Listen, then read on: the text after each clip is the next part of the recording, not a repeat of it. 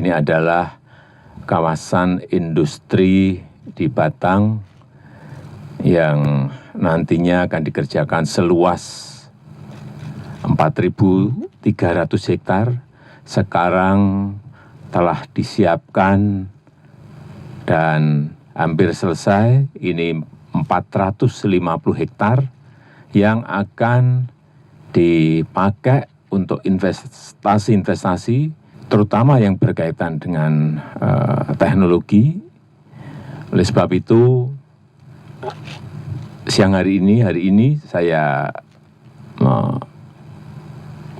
ngecek kesiapan dari kawasan industri di Batang ini, karena nanti di bulan Mei akan ada groundbreaking, peletakan batu pertama untuk industri kaca, akan menjadi industri kaca yang terbesar di Asia Tenggara.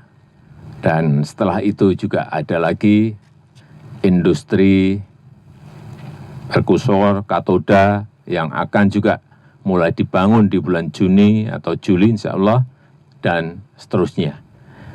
Dan dari 4.300 hektar yang telah siap sekarang 450, dan ini tadi saya sudah perintahkan pada jajaran manajemen agar segera bisa dibangun, dan kita harapkan ini akan menyerap tenaga kerja yang sebanyak-banyaknya, memberikan peluang pekerjaan yang seluas-luasnya, dan juga ada arus modal masuk, ada capital inflow ke negara kita yang ini akan bisa menggerakkan pertumbuhan ekonomi nasional kita.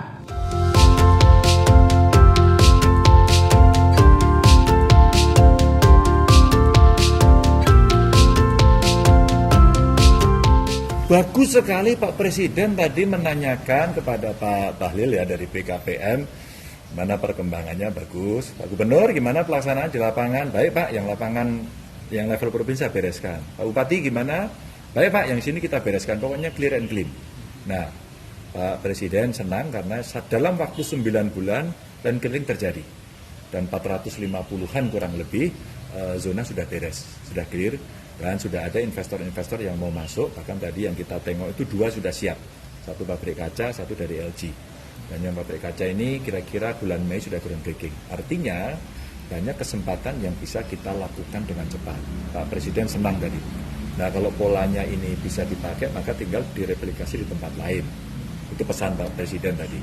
Maka melihat perkembangan kawasan industri yang ada di Batang, menurut saya ini opportunity buat pertumbuhan ekonomi di Jawa Tengah. Tentu kami terima kasih karena Pak Presiden punya perhatian itu, BKPM, tadi Pak Menteri PUPR juga menjelaskan infrastruktur yang dikerjakan gitu ya.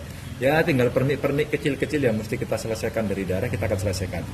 Dan kita sudah meminta baik di provinsi maupun di kabupaten kota yang ngurusi investasi, tolong tidak ada yang main-main.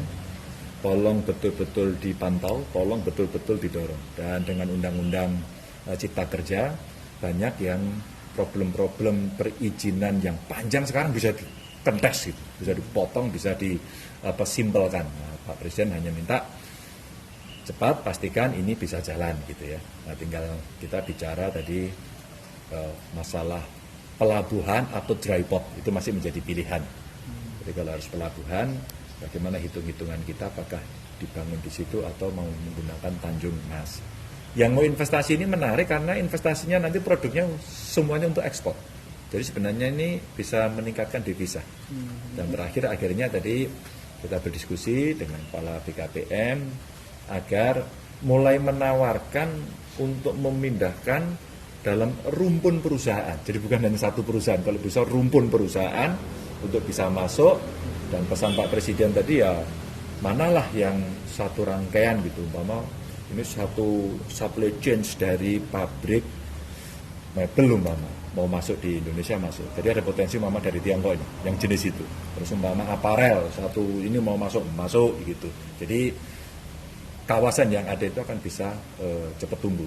Maka tadi PR juga diberikan kepada kepala BKPM untuk mulai menawarkan ke banyak negara. Nah inilah yang kita akan support. Maka BKPM kita juga harus backup perusahaan-perusahaan yang dulu sudah punya komitmen untuk kita bisa tawarkan.